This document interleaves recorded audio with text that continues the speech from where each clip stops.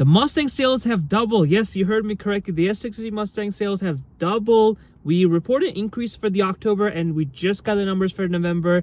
And believe it or not, Mustang sales are just crushing it. I cannot believe I'm saying this.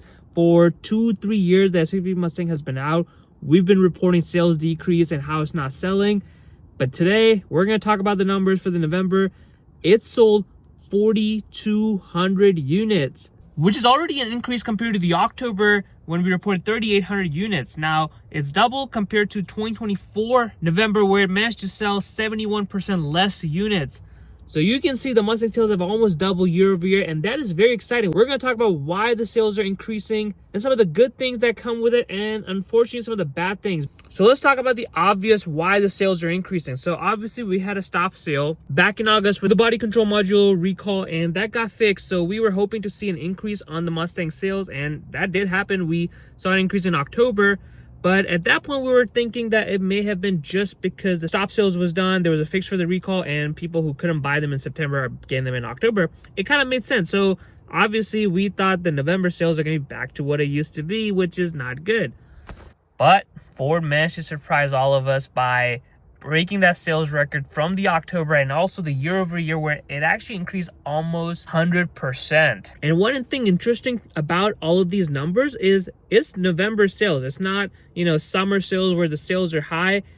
We're talking about November sale where it's starting to get very cold in a lot of regions. People are just holding off on Mustang purchases because, there's good discounts to be had, but typically the sales for sports car, muscle cars, whatever you want to call it, they're really low in these cold months. So it makes sense the sales would have been low, or what they were in 2024 November. But this time around, Mustang is just crushing. 3,800 units in October, 4,200 units in November. It's supposed to be an opposite trend where it's getting cold, the sales go down, but that is not the case. So what's driving this sales increase? And to me, I think that has to be the unlocked ECU. If you guys have been following Mustang news, you guys know that the ECU was unlocked back in, I want to say August, late August, mid-August, something around that time frame. And that obviously led to the biggest downside that S650 had, which was not being able to get tuned, it went away. Because you could finally tune these Mustang, whether you're doing a 93 tune, whether you're doing E85 tune, just a basic bolt-on setup, whatever you want to do, you're able to tune the Mustang. And that is, of course, a big deal in the Mustang community because you buy these cars to modify them. And with the S650 Mustang, you're able to do that finally. S550 had the big advantage of being able to get tuned, but the S650 was, holding it back. Now, this tells us, a good thing and a bad thing. The good thing is that obviously sales are increasing, so we're gonna, see a lot of, new product development. Ford is gonna invest more R&D into the Mustang platform. We're probably gonna see a good refresh. We're gonna see, a lot of changes that are gonna come even for the next generation. There's a lot of positive news with the sales increasing because it benefits us as a consumer. But of course, it does come with a downside because now Ford knows, when the S650 Mustang was first launched, right? We talked about it on this channel. We talked about it on, pretty much everyone talked about it. The price. The price was a big downside for something that just felt like a refresh. And I was on the camp, I'm still on the camp, that the price is way too much for what you get, because I'm sitting in a 401A Mustang GT 2019. This was MSRP for $45,000. Pretty much fully loaded except the performance pack and Magna Ray. It has the active exhaust, blackout package, the dealer dash, and all of the good stuff you can get.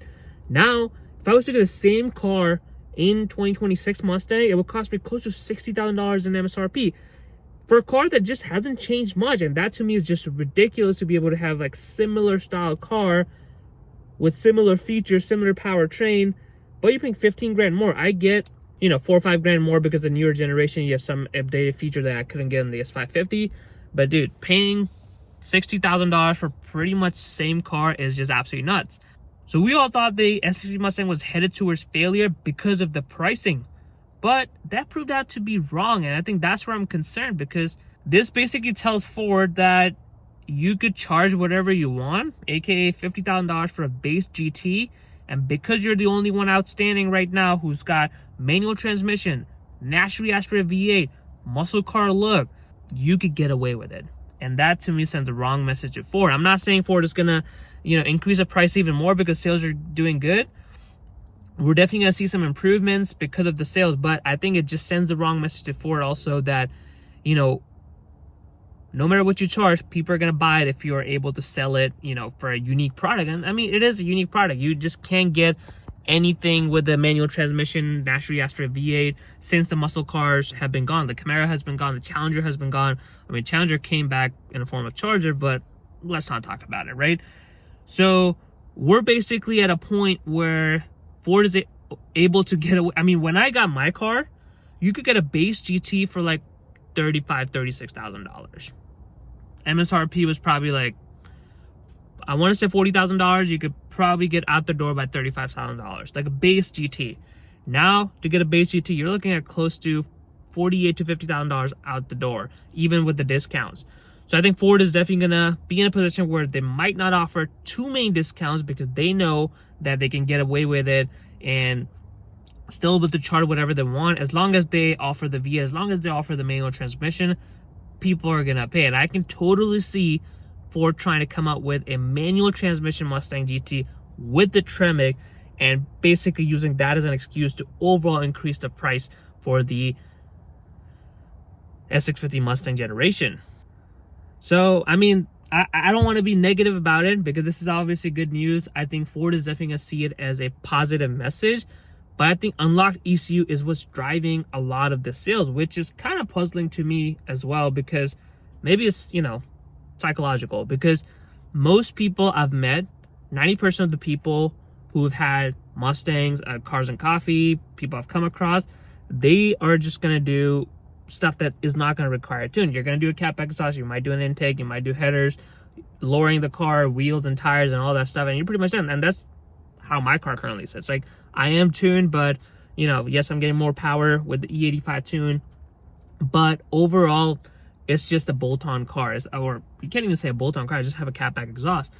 So that, to me, I don't think a lot of people are going forced induction. A lot of people, and people who want to go forced induction, you know, probably make up a very small percentage of people who are like, they want to get the S650 Mustang, they want to do forced induction or do something crazy NA, but because the tuning is not unlocked, so they didn't buy it.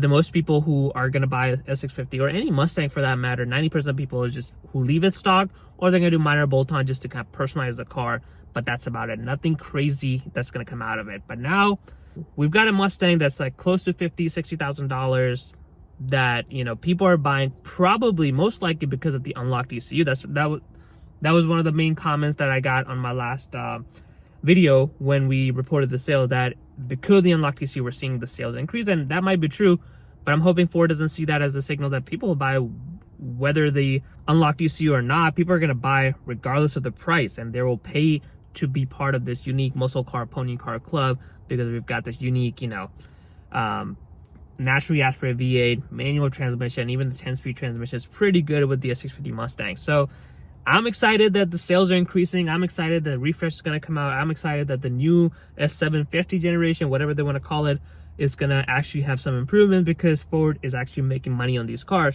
But we have to see what's going to happen with the pricing. Is Ford going to take that as a sign that everything is good, or are they going to, you know, keep increasing prices because people are willing to pay for it? I hope you enjoyed today's video. Comment below what are your thoughts on the S650 Mustang sales, and of course, subscribe to Red 50 for more videos.